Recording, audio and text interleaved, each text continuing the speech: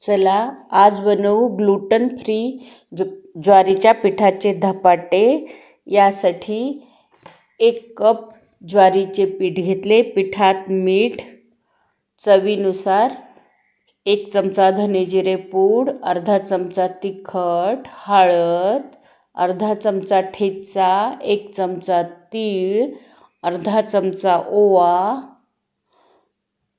अर्धा चमचा कलौंजी, मुठभर कोथिंबीर, 1 कांदा बारीक चिरलेला मिक्स करून गरम पाण्याने याचा स्मूथ डो लावायचा।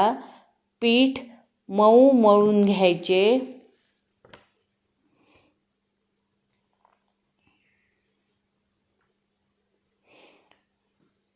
एका प्लेटमध्ये बारीक चिरलेला कांदा, कोथिंबीर, मिरची मध्ये हा उंडा थापून घ्यायचा।